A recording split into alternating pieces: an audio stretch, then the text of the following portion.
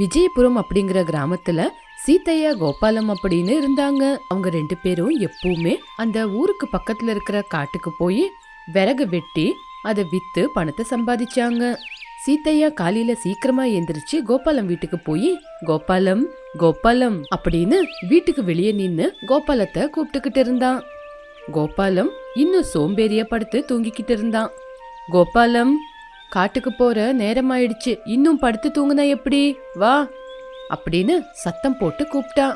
கோபாலம் எந்திருக்க முடியாம எந்திரிச்சு, ஐயோ விடிய காலையிலேயே வந்துட்டியா, கொஞ்ச நேரம் என்ன தூங்க கூட விட மாட்டேங்கிறான் அப்படின்னு சீதையா கிட்ட வந்தான். காட்டுக்கு போனல, எப்ப பார்த்தாலும் சோம்பேறியா தூங்கிக்கிட்டு இருந்தா எப்படி கோபாலம்?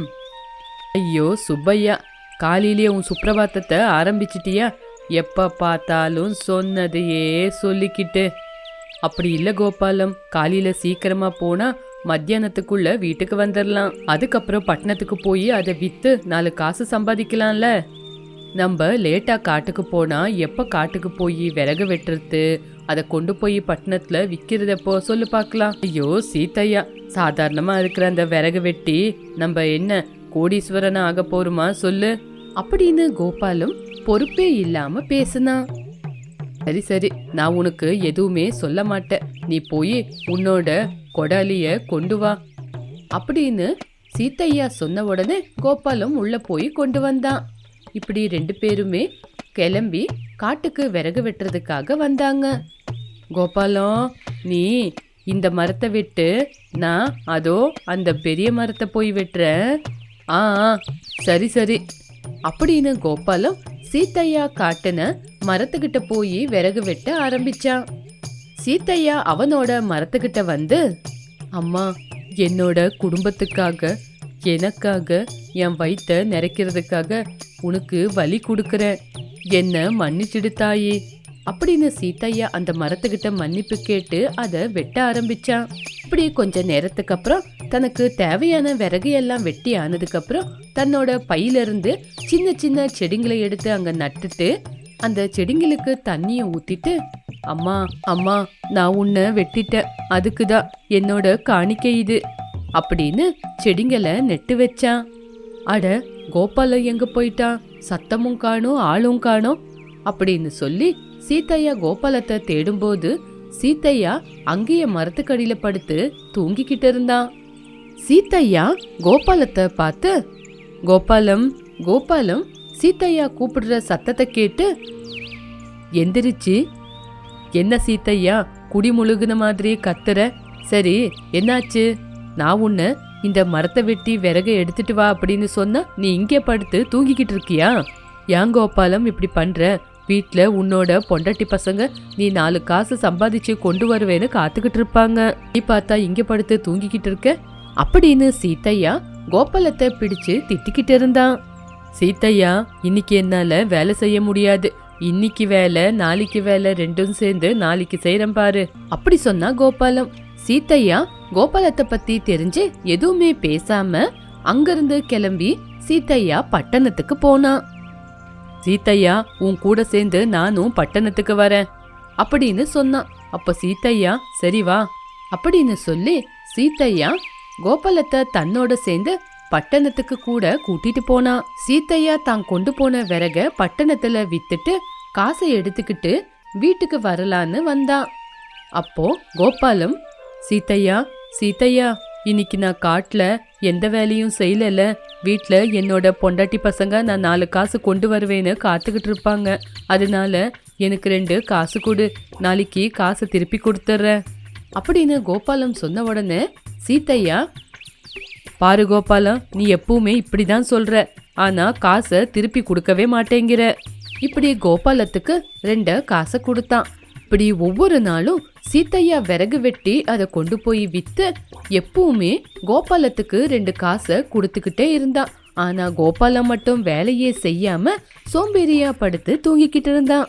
ஒரு நாள் சீதையா காலையில சீக்கிரமா எந்திரிச்சு கோபாலத்தை பாக்குறதுக்காக வீட்டுக்கு வந்து, கோபாலம் கோபாலம் கோபாலம் தன்னோட சோம்பேறி தனத்தினால எந்திரிக்காம, சீதையா சீதையா, இன்னைக்கு எனக்கு உடம்பு சரியில்லை, நான் வரமாட்டேன், நீ போயிட்டு வா அப்படி கோபாலம் சொன்ன உடனே சீத்தையா அவன் வேணும்னு தான் அப்படி சொல்றான்னு புரிஞ்சுக்கிட்டு அங்கிருந்து கிளம்பி காட்டுக்கு போயிட்டாரு.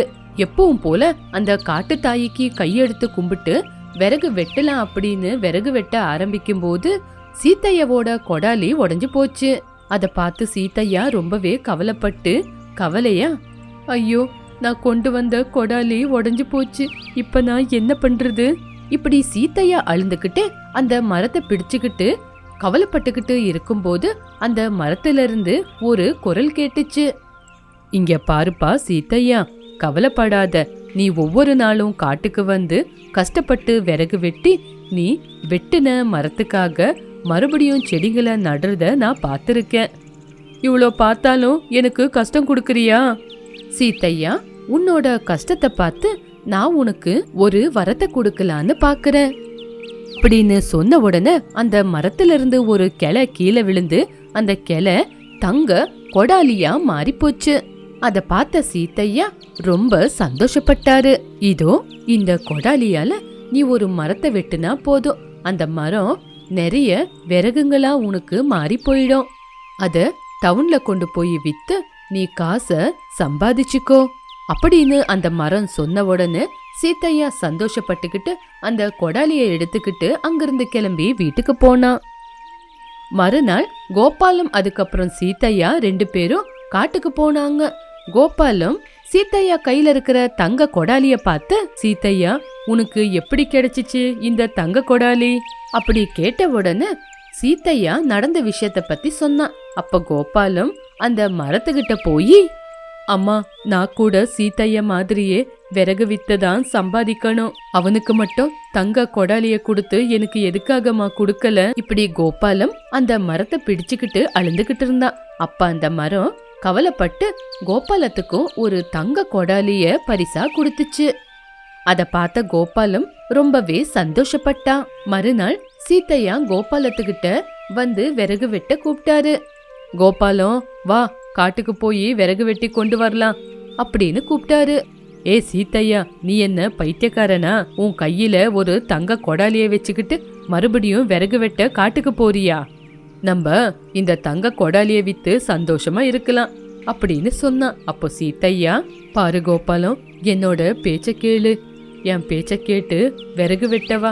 நம்ம கஷ்டப்பட்டு விறகு வெட்டி தான் நம்மளோட குடும்பத்தை காப்பாத்தணும். இப்படி சீத்தையா கோபாலத்துக்கு நல்ல புத்தி சொல்லலான்னு எவ்வளவுதான் பார்த்தாலும் அவனுக்கு உரைக்கவே இல்லை.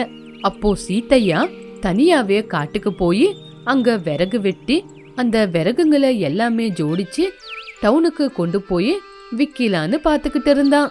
ஆனா கோபாலம் மட்டும் அவங்கிட்ட இருந்த தங்க கொடாலியோட கொஞ்சம் பாகத்தை கொண்டு போய் தங்க கடலை விக்கலான்னு போனான். இங்க பாரியா, இந்த தங்கத்துக்கு எவ்வளவு பணம் கிடைக்கும்னு பார்த்துட்டு எனக்கு காசு கொடு அப்படின்னு சொன்ன உடனே கடைக்காரன் காசு கொடுத்தான். இப்படியே சில நாள் ஆச்சு. இப்படியே கொஞ்சம் கொஞ்சமா தங்கத்தை கொண்டு போய் வித்து வித்து கோபாலம் காசை சம்பாதிச்சான். ஆனா சீத்தையா மட்டும் காட்டுக்கு போய் விறகு வெட்டி விறகு வெட்டின இடத்துல மறுபடியும் ஒரு செடியை நட்டு வந்துகிட்டு இருந்தான். இப்படியே நாட்கள் போச்சு. ஆனா சீத்தையா மட்டும் தங்கத்தை வித்து வித்து எந்த கஷ்டமும் படாத சோம்பேறியா படுத்து தூங்கி அவங்கிட்ட இருந்த எல்லா தங்கத்தையும் வித்து சாப்பிட்டுட்டான். ஆனா சீத்தையா மட்டும் கஷ்டப்பட்டு காட்டுக்கு போய் விறகு வெட்டி அத கொண்டு போய் வித்து காசை சம்பாதிச்சு பெரிய வீடு கட்டுனா. அத பார்த்து வைத்தெரிச்சல்ல, சீத்தையா நீ என்ன விறகு வெட்ட கூப்பிட்டா நான் வரவே இல்ல, என்கிட்ட இருந்த தங்க கொடாலிய கொண்டு போய் வித்து வித்து நான் காட்டுக்கு வராம பணத்தை சம்பாதிச்சேன். ஆனா நீ மட்டும் உன்னோட வேலைய நம்பி வாழ ஆரம்பிச்ச. நீ செஞ்ச வேலைக்கு உனக்கு ஏத்த மாதிரி பிரதிபலன் கிடைச்சது. இப்படி கோபாலம் அவனோட சோம்பேறித்தனத்தை நினைச்சு கவலைப்பட்டான். இதுதான் இன்னையோட கதை. மறுபடியும் ஒரு நல்ல கதையோட சந்திக்கலாம்.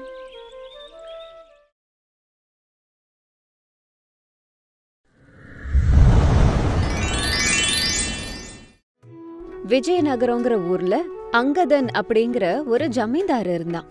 அவனுக்கு படிப்புன்னா சுத்தமா பிடிக்கவே பிடிக்காது. அப்பா, நான் படிக்க மாட்டேன்பா, எனக்கு படிப்புனா சுத்தமா பிடிக்காது. அங்கதா, என் பேச்சு கேளுடா. இங்க பாரு, எனக்கு படிப்பு இல்லாததால எவ்வளோ வசதி இருந்தாலும் இன்னமும் இதே ஊரோடவே இருந்துட்டேன்.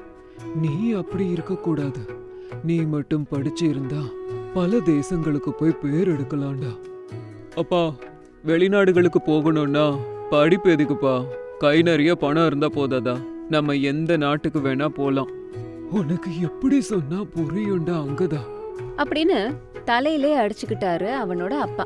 கொஞ்ச நாள் இப்படியே போனதுக்கு அப்புறம் அங்கதனோட அப்பா இறந்துட்டாரு. அதனால படிப்பறிவில்லாத அங்கதன் அங்க எங்க திரிஞ்சு வெட்டியா சுத்திக்கிட்டு பெரியவனானா. அங்கதன் கிட்ட குப்பண்ணா அப்படிங்கிற ஒரு குமாஸ்தா வேலை செஞ்சாரு. அவருதான் அங்கதனுக்கு சம்பந்தப்பட்ட வியாபார போக்குவரத்து எல்லாம் பாத்துக்கிட்டு இருந்தாரு.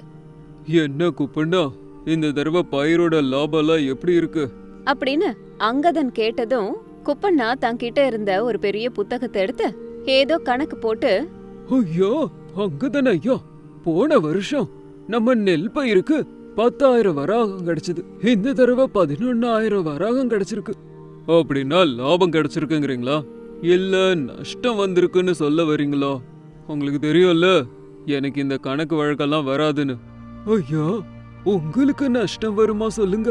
கண்டிப்பா நிறைய லாபம் தான் வரும். உங்க கையில அப்படி என்ன இருக்கோ நீங்க தொட்டது எல்லாமே பொண்ணாகுது அப்படின்னு குப்பண்ணா சொல்ல அங்கதன் அதை கேட்டு ரொம்ப சந்தோஷப்பட்டான். குப்பண்ணா, சின்ன வயசுல இருந்து நீங்களும் என்னோட வியாபார லாப நஷ்டத்தை பாத்துக்கிட்டு இருக்கீங்க. ஒரு தடவை கூட நீங்க நஷ்ட கணக்கே காட்டினதில்ல. அதனால இப்பையில இருந்து உங்களுக்கு நான் மாத ஊதியத்தை உயர்த்தறேன் அப்படின்னு சொன்னான். அதை கேட்டு குப்பண்ணா ரொம்ப சந்தோஷப்பட்டு, ரொம்ப சந்தோஷம் ஐயா.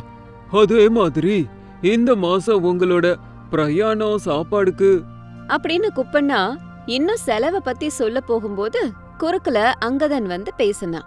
கூப்பண்ணா, இந்த பிரயாண செலவு சாப்பாடு செலவுன்னு நீங்க என்ன சொன்னாலும் அது எனக்கு புரிய போறதில்ல. நீங்க என்ன சொன்னாலும் செவுட முன்னாடி சங்கு ஊதுனா மாதிரி தானே. உங்களுக்கு எப்பவோ புரிஞ்சிருக்க வேண்டாமா? இதெல்லாம் நீங்களே பாத்துக்கோங்க அப்படின்னு சொல்லிட்டு அங்க இருந்து கிளம்பி போயிட்டான். ஒரு நாள் அங்கதனுக்கு படிப்பு வராதுன்னு தெரிஞ்சுக்கிட்ட ஒரு திருடன் ஏதோ சீட்டை எழுதிக்கிட்டு குப்பண்ணா இல்லாத நேரம் பார்த்து அவன் கிட்ட வந்திருந்தான். ஐயா, என் பேரு செல்வம். நான் உங்க பக்கத்து ஊரான சீனிப்பட்டிங்கிற கிராமத்துல இருந்து வரேன்.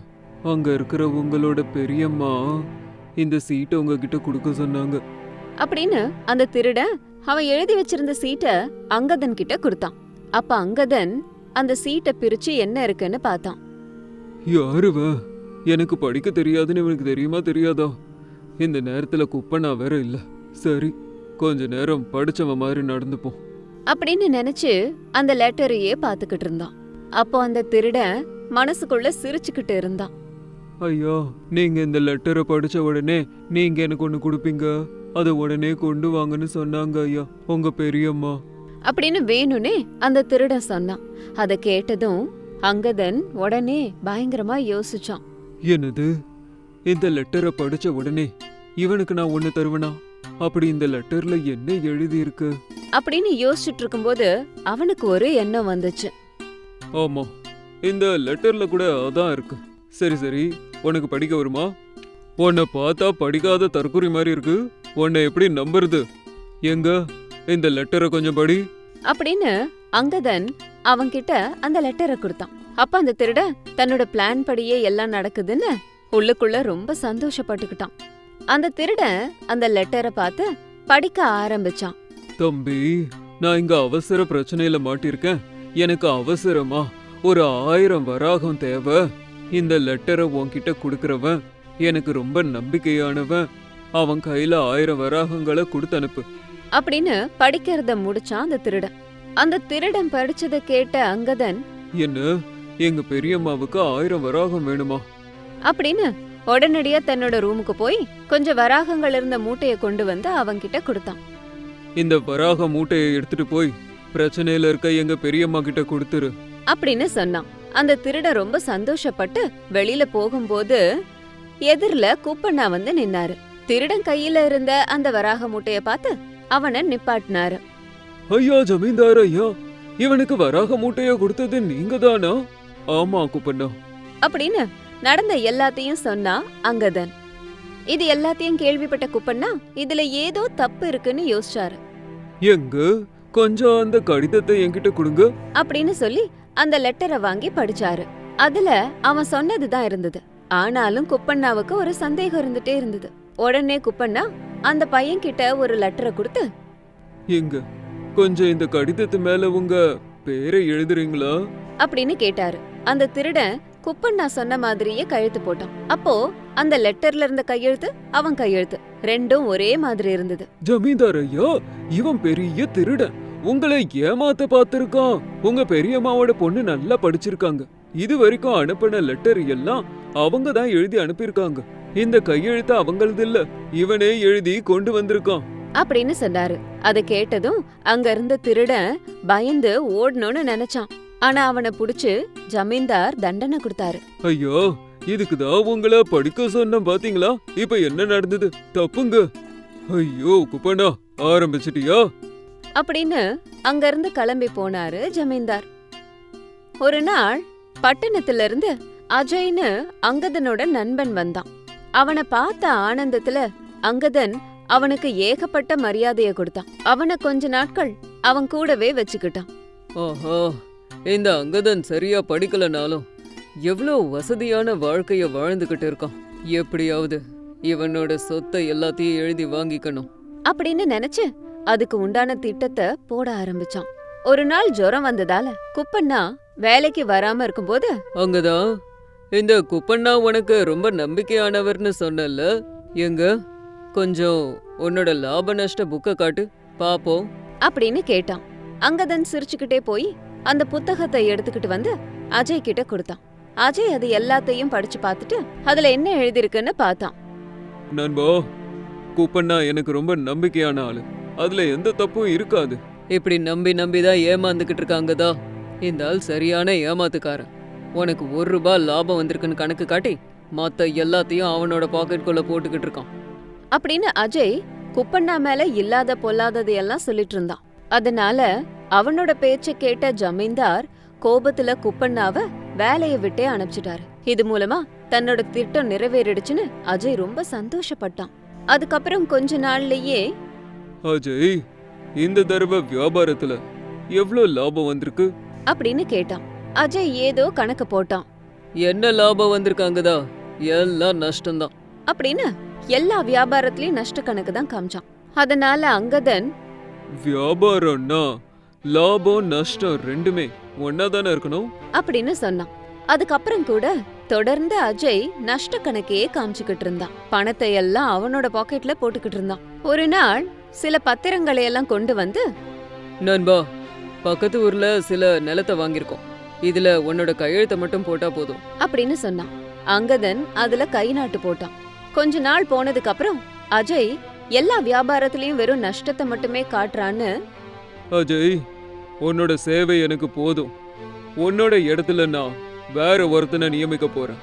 உனக்கு வியாபாரம் பார்க்கறதுக்கு சரியா வரலன்னு நினைக்கிறேன் அப்படின்னு சொன்னான். அப்போ அஜய் பயங்கரமா சிரிச்சான். என்னது, என் இடத்துல நீ வேற ஒருத்தனை வைக்க போறியா? அந்த அதிகாரம் உன்கிட்ட இல்லையேப்பா. இந்த வீடு ஆஸ்தி எல்லாம் என்னது. இங்க பார், நீ எனக்கு எழுதி கொடுத்த இந்த சொத்தோட பத்திரத்தை, நீ எனக்கு எழுதி கொடுத்த மாதிரி பத்திரம் இருக்கு அப்படின்னு அஜய் மோசம் பண்ணி அங்கதனோட சொத்தை எல்லாம் அபகரிச்சுக்கிட்டான். நண்பனாச்சேன்னு உள்ள சேர்த்தா என்னையே முதுகுல குத்திட்டியா அப்படின்னு அங்கதன் அஜய அடிக்கிறதுக்கு போகும்போது அஜய் அங்கதன அவனோட ஆளுங்களை வச்சு அடிச்சான். வெளியவும் தரத்திட்டான். அதனால அங்கதன் அந்த ஊரையே விட்டுட்டு பக்கத்து ஊருக்கு போனான். அங்க இருந்த குப்பண்ணா அங்கதனை பார்த்து விவரங்களை தெரிஞ்சுக்கிட்டாரு. கூப்பண்ணா, என்ன மன்னிச்சிரு. உன்னோட நம்பிக்கைய அவமானப்படுத்தி உன்னை வெளியே துரத்தின அப்படின்னு கவலைப்பட்டான். அப்போ குப்பண்ணா, ஐயோ, இதுல உங்க தப்பு ஒண்ணும் இல்ல. பாத்தீங்களா, நீங்க படிக்காம போனதுனால எவ்வளவு பெரிய பேராபத்து வந்திருக்குன்னு. நீங்க ஒன்னும் கவலைப்படாதீங்க ஐயா. உங்க நண்பன் நல்லவன் இல்லைன்னு தெரிஞ்சுதான் உண்மையான பத்திரங்களை நான் வச்சிட்டு இருக்கேன் அப்படின்னு குப்பண்ணா மறுபடியும் தன்னோட புத்திசாலித்தனத்தால அஜய வீட்டை விட்டே துரத்திட்டு மறுபடியும் ஆஸ்தி எல்லாத்தையும் அங்கதன் பேர்லயே எழுதி வச்சாரு. அதுக்கப்புறம் அங்கதன் படிப்போட அருமை தெரிஞ்சு அந்த வயசுல படிக்க ஆரம்பிச்சாரு. அது மட்டும் இல்லாம இலவசமா ஒரு பள்ளிக்கூடத்தையும் திறந்தாரு. இது இன்னைக்கு ஸ்டோரி. இதே மாதிரி இன்னொரு ஸ்டோரியோட உங்களை மறுபடியும் மீட் பண்றேன். காக்கை குருவிகள் உலாவிக்கிட்டு பட்டாம்பூச்சிகள் பறந்துகிட்டு இருக்க அடர்த்தியான காடு அது. அதுல அமைதியான ஒரு ஆசிரமம் இருக்கு. அந்த ஆசிரமத்துல சத்யானந்த சுவாமிகள் எல்லா சிஷ்யர்களோடவும் சேர்ந்து இருந்தாரு. பிரபஞ்சத்தில் அனைவருக்கும் தேவையானது அமைதி. அந்த அமைதி அனைவருள்ளும் இருக்க வேண்டும். நம் மனதுதான் அனைத்திற்கும் ஆதாரம். பிரச்சனையானாலும் துக்கமானாலும் சந்தேகமானாலும் சந்தோஷமானாலும் அனைத்திற்கும் நமது மனதிலேயே தான் பதில் கிடைக்கும் அப்படின்னு ரொம்ப விவரமா சொல்லிக்கிட்டு இருந்தாரு. சிஷ்யர்கள் எல்லாரும் அமைதியா கேட்டாங்க. அந்த ஆசிரமத்துல நிறைய சிஷ்யர்கள் அவருக்கு சேவை செஞ்சுக்கிட்டு அவர் சொல்றத கேட்டுக்கிட்டு இருந்தாங்க. அதுல ராமசாமி கிருஷ்ணசாமின்னு 2 சிநேகிதர்கள் இருந்தாங்க. அவங்க 2 பேருக்கும் ஒருத்தர் ரொம்ப பிடிக்கும். உயிருக்குயிரா இருந்தாங்க.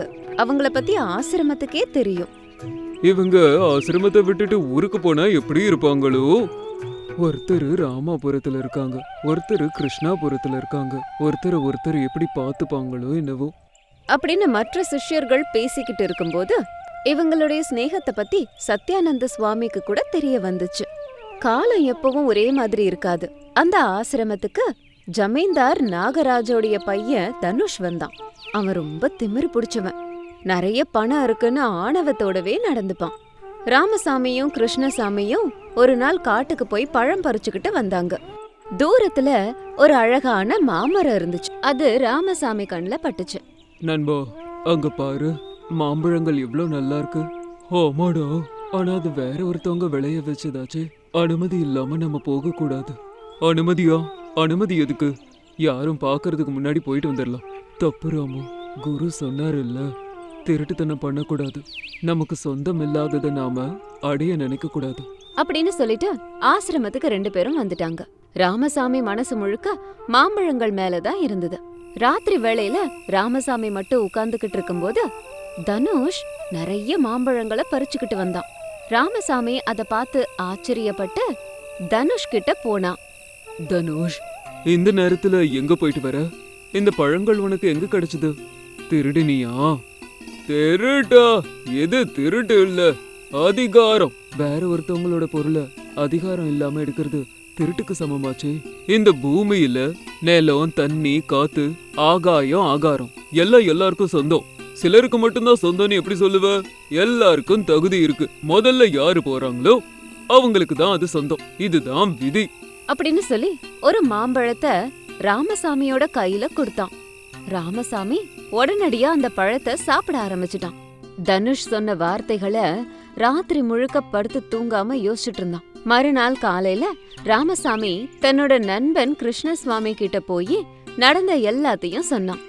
கிருஷ்ணா, அந்த மாம்பழம் ரொம்ப நல்லா இருந்ததுடா. இன்னைக்கு நம்ம கூட போய் எடுத்துட்டு வரலாம். ராமு, இன்னைக்கு நம்ம வியாபார நுணுக்கங்களை பத்தி கத்துக்க போறதா இருந்தோமே. குருவும் அதை பத்தி சொல்லி கொடுத்தாரே, மறந்துட்டியா? நம்ம மட்டும்தான் போகல, மத்த மாணவர்கள்லாம் போயிட்டாங்க.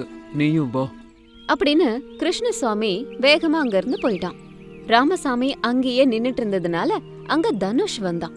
நண்பா, கொய்யா தோப்புல இருந்து சீதாப்பழ தோட்டத்து வரைக்கும் சில பொருட்களை சுமந்துட்டு போனா 1000 காசு தராங்களாம். சுமந்துட்டு போனாலே 1000மா? விந்தையா இருக்கு. அது என்ன மாதிரியான பொருள்? என்ன பொருளா இருந்தா நமக்கு என்ன, பணம் தராங்கல்ல. இந்த மாதிரியான வாய்ப்பை பயன்படுத்திக்கிட்டு தான் எங்க அப்பா பணக்காரர் ஆனாரு. வா வா, நம்ம கூட போகலாம். ஆனா குரு பாடத்தை ஆரம்பிச்சிருப்பாரு. போகலன்னா நமக்கு அப்புறம் புரியாது. அவரு பாடமா சொல்லி கொடுக்கறத நம்ம இப்போ நடைமுறையில கத்துக்க போறோம். அதுவும் சுயமா கத்துக்க போறோம். வா போலாம் அப்படின்னு ஒத்துக்க வச்சு தனுஷ் ராமசாமிய கூப்பிட்டுக்கிட்டு அங்க இருந்து போனான். இன்னொரு பக்கம் கிருஷ்ணசாமியும் மத்த சிஷ்யர்களும் கவனமா பாடம் கேட்டாங்க. நாம் செய்யும் முதல் வியாபாரத்திற்கு முதல் ஆயுதம் நம்பிக்கை. அப்படிப்பட்ட நம்பிக்கையை சம்பாதிக்க வேண்டுமானால் நாம் நேர்மையாக இருக்க வேண்டும். எவ்வளவு லாபம் வந்தாலும் சரி, எக்காரணத்தை கொண்டும் நம் மனசாட்சியை விற்கும் அளவிற்கு எதையும் செய்யக்கூடாது. ஒரு முறை நம் நம்பிக்கை உடைந்து விட்டால் அதை முழுமையடைய செய்வது மிகவும் கடினம், திரும்ப வராது அப்படின்னு குரு தன்னோட சிஷ்யர்களுக்கு சொல்லி கொடுத்துட்டு இருந்தாரு. கிருஷ்ணசாமி சுத்தி பார்த்தான். அவனோட நண்பன் மட்டும் வரவே இல்ல. பாடம் முடிஞ்ச உடனேயே கிருஷ்ணசாமி தன்னோட நண்பனுக்காக ஆசிரமம் மொத்தமும் தேடி அலைஞ்சான். ரொம்ப தூரத்துல ஒரு மரத்தடியில தனுஷும் ராமசாமியும் பணத்தை பகிர்ந்துகிட்டு இருந்தாங்க. அத பார்த்துட்டு கிருஷ்ணசாமி அங்க வந்தான். ராமு, பாடம் கேட்கறதுக்கு நீ ஏன் வரல?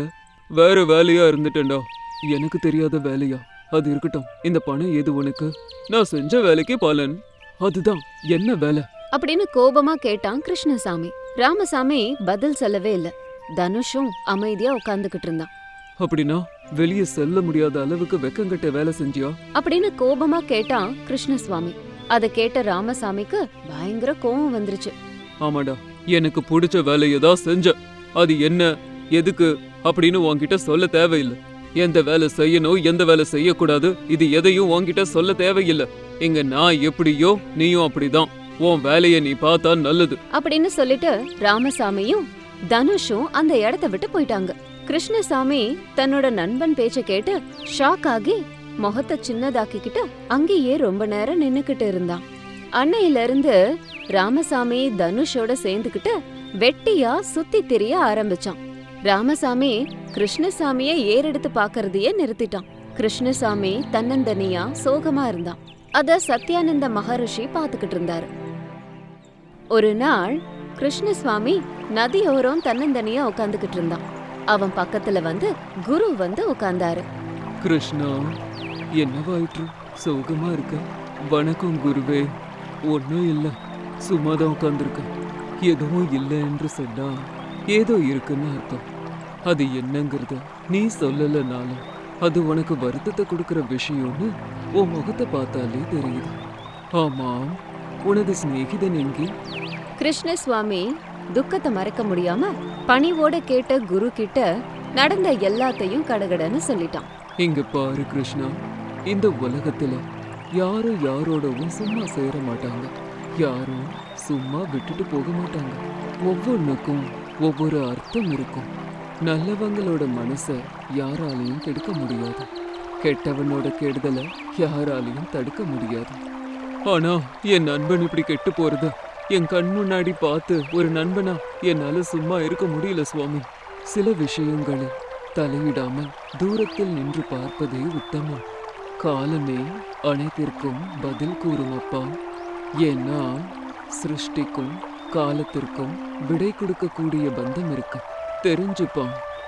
உன்னுடைய நண்பன் பட்டு தெரிஞ்சு திரும்பி வருவான். பார்த்துக்கிட்டே இரு. அப்பொழுது உன்னோட குணத்தில் நேர்மை இருந்தால் அவன் தானாக உன்னை சேருவான் அப்படின்னு சமாதானப்படுத்தி ஆசிரமத்துக்கு கூட்டிட்டு வந்தாரு. கொஞ்ச நாள் போனதுக்கு அப்புறம் கிருஷ்ணசுவாமி பழையபடி பாடத்துல கவனம் செலுத்தி எல்லாத்தையும் நல்லா கத்துக்கிட்டான். ராமசாமியும் தனுஷும் ஒரு நாள் திருட்டுத்தனமா ஒரு கரும்பு தோட்டத்துக்குள்ள வந்தாங்க. இவங்களுக்கு தெரியாத ஒரு விஷயம் என்னன்னா, அந்த கரும்பு தோட்டத்தோட காவலாளி அங்கதான் இருந்தான். இவனுங்க கரும்பு திருடிக்கிட்டு வந்துட்டு இருக்கும்போது தோட்டக்காரங்கிட்ட வசமா மாட்டிக்கிட்டாங்க. திருட்டு பசங்களா, இதுதானாடா உங்க அப்பா அம்மா உங்களுக்கு சொல்லி கொடுத்த பாடம்? இருங்கடா, உங்கள என்ன பண்றோம் பாருங்க அப்படின்னு 2 பேரையும் மரத்துல கட்டி வச்சு அடி அடின்னு அடிச்சான். அவங்க எவ்ளோ கெஞ்சியும் அவங்கள விடல. ஒவ்வொரு அடிக்கும் ராமசாமிக்கு கிருஷ்ணசாமி சொன்ன வார்த்தைகள் தான் ஞாபகம் வந்தது. ரத்தம் வர்ற அளவுக்கு அடிச்சு மிரட்டி அதுக்கப்புறமா விட்டுட்டான். இன்னொரு தடவை இந்த பக்கம் உங்க 2 பேரையும் நான் பார்த்தேன். இந்த தடவை வெறும் கை காலை மட்டும் தான் முறிச்சு விட்டுருக்கேன். அடுத்த தடவை இத கூட விட மாட்டேன். பிச்சை தான் எடுக்கணும். திருட்டு வேலையா பாக்குறீங்க? திருட்டு வேலை, கம்முனாட்டி பசங்களா. அடி விழுந்ததுல உடம்பு பூரா காயமா இருந்தது ராமசாமிக்கு. மறுநாள் காலையில மெதுவா கிருஷ்ணசாமி கிட்ட ராமசாமி வந்தான். கிருஷ்ணா, என்ன மன்னிச்சிருடா. நான் உன் பேச்ச கேட்கல. என்ன மன்னிச்சிரு அப்படின்னு நடந்த எல்லாத்தையும் சொன்னான். தப்பு செஞ்சு மாட்டாத வரைக்கும் தான் நம்ம ராஜ வாழ்க்கை வாழ முடியுங்கிறத இப்பதான் நான் புரிஞ்சுக்கிட்டேன். இனிமே பட்டு இது எதையுமே செய்ய மாட்டேன். உன்ன மாதிரி ஒரு நண்பனை உதறி தள்ளிட்டு போனது தப்புதான். அடிபட்டதுக்கு அப்புறம் புத்தி வந்திருக்குடா அப்படின்னு சொல்லி தலை குனிஞ்சுக்கிட்டான். உடம்பு முழுக்க காயத்தோட இருந்த ராமசாமிய பார்த்து கிருஷ்ணசாமி ரொம்ப இறக்கப்பட்டான். அவனுக்கு தெரிஞ்ச பச்சளை வைத்தியத்தை பார்த்து ராமசாமிய நல்லா பாத்துக்கிட்டான். டேய், நமக்குள்ள மன்னிப்பெல்லாம் எதுக்குடா? நீ நல்லா இருக்கணும் தானே நானும் ஆசைப்படுறேன். என்னால உனக்கு லாபம் இல்லாம இருக்கலாம், ஆனா உனக்கு நஷ்டம் வர்ற அறிவுரைய நான் சொல்லவே மாட்டேன்டா. இப்ப பாத்தியா அடிபட்டு எவ்வளவு கஷ்டப்பட்டுட்டு இருக்கேன்னு? உன்னை இப்படி பார்த்துட்டு என்னால அமைதியா இருக்க முடியலடா. அப்படின்னு ரொம்ப ஆறுதலா பேசி அவனை திருத்தி கொண்டு வந்தான். அன்னையில இருந்து மறுபடியும் ராமசாமியும் கிருஷ்ணசாமியும் பழைய நண்பர்களா மாறினாங்க. இது எல்லாத்தையும் பக்கத்துல இருந்த சத்யானந்த சுவாமி பார்த்து சந்தோஷப்பட்டாரு. இதுதான் இன்னைக்கு கதை. இன்னொரு கதையோட உங்களை மறுபடியும் மீட் பண்றேன்.